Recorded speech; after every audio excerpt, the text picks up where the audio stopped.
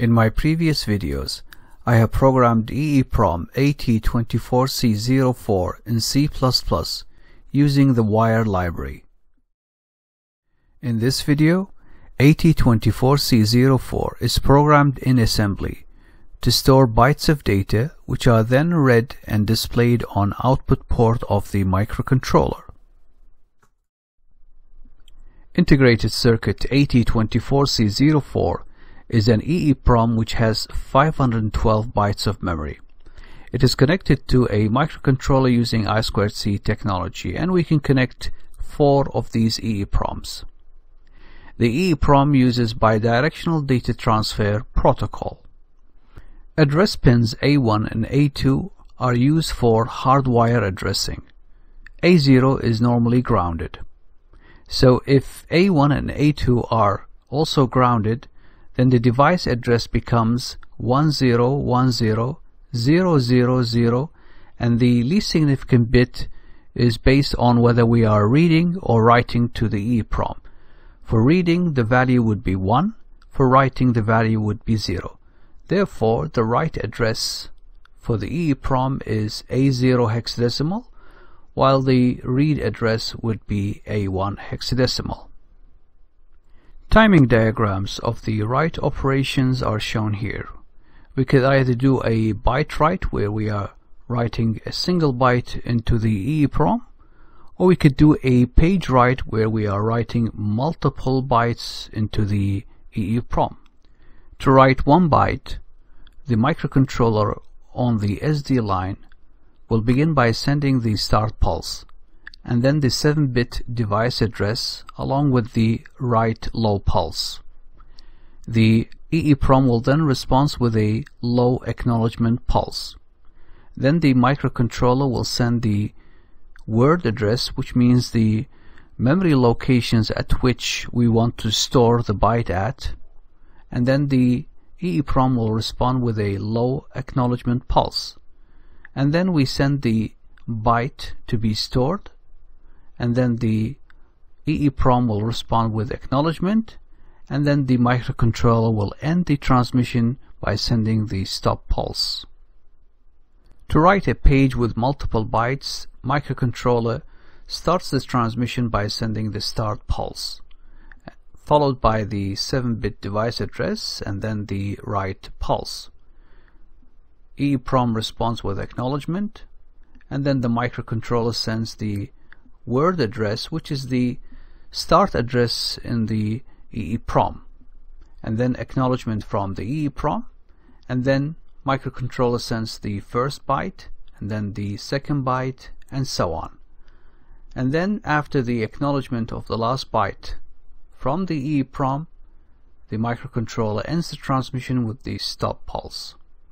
Keep in mind that the maximum number of bytes we can send per page is 16 bytes. There are 2 main types of read operations from the AT24C04 EEPROM. We can either do a current address read, where we will read from a memory location within the EEPROM where the memory pointer is pointed at, and the byte at that location is read. Or we could do a random read, where we specify the address from which we want to read from. In the current address read, microcontroller begins by sending the start pulse and then the 7-bit device address, followed by the logic 1 read bit. EEPROM acknowledges, and then it will send the byte at the current location, and then there is no acknowledgement here from the EEPROM, and then the microcontroller will then end with the stop pulse. To do a random read, microcontroller begins with start pulse, and then the device address, and then the low write pulse. After the acknowledgement, microcontroller sends the word address, which is the location at which we want to read from. This is called a dummy write, and the idea behind this is to set the internal memory pointer of the EEPROM to the location where we want to read from. After the dummy write, the start pulse is sent again, and the device address is sent, but this time with the read bit, which is logic 1. After the acknowledgement, the EEPROM will then send the byte or the bytes to be read by the microcontroller, and then the microcontroller ends the transmission with the stop pulse. The assembly code for the byte write is shown here. We begin by calling the subroutine to generate the start pulse, and then we load this byte A0 into register R27. A0 represents the device address and the logic 0 for the write. And then we call the subroutine to transmit the device address to the EEPROM. And then we load this byte into R27, and this represents the word address, which is the location in EEPROM at which we want to store our data. And then we transmit to the EEPROM. And then we load the data byte AA into register R27 and then transmit to the EEPROM. And then we generate the stop pulse and then apply a delay of approximately 5 milliseconds. This delay is important in order to give time for the EEPROM to finish the write process.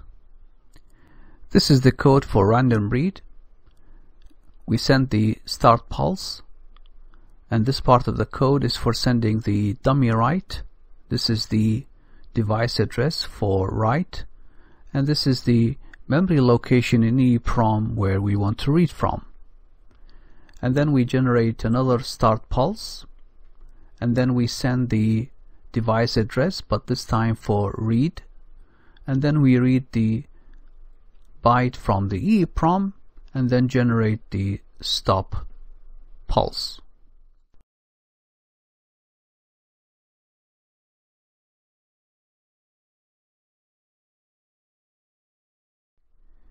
This circuit diagram shows the interfacing of the EEPROM with Arduino Nano. The data line is connected to A4 and the clock line is connected to A5. And we have 8 LEDs connected to port D of the microcontroller. In this demonstration, we're performing multiple page writes and then reading the stored bytes and display them on 8 LEDs connected to port D.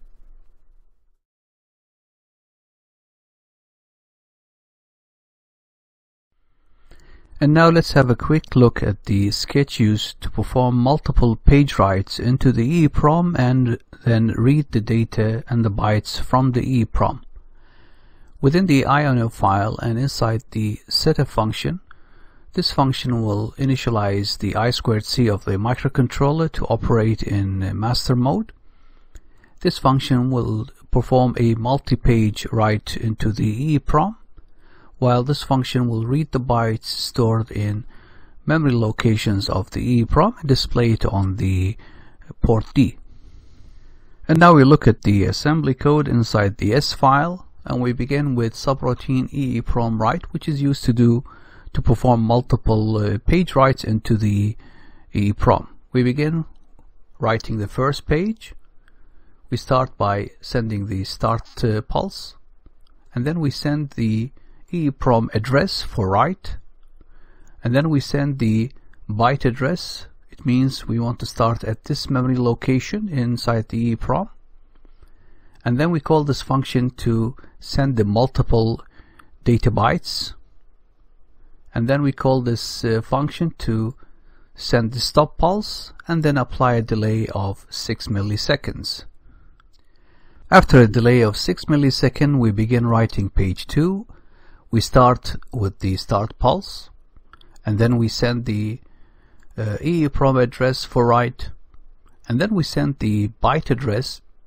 And note here the byte address begins with the hex value of 10. Keep in mind that the first page covered 16 memory locations from location 0 hexadecimal to location F hexadecimal. So here page 2 will start at this location. Then we call this function to send the multiple bytes, and then we send the stop pulse, and then the delay of 6 milliseconds and back to the calling function.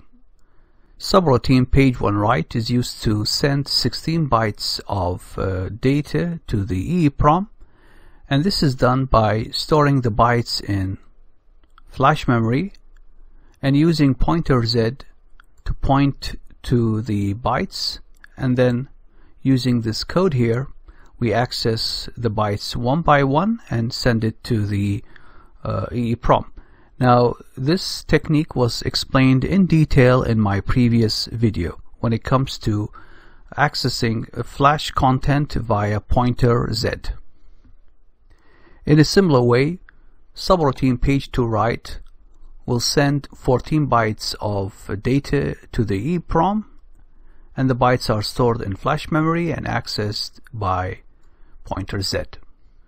After the write subroutine, EEPROM now has 30 bytes stored in its memory starting at location 0. We then go to subroutine EEPROM read.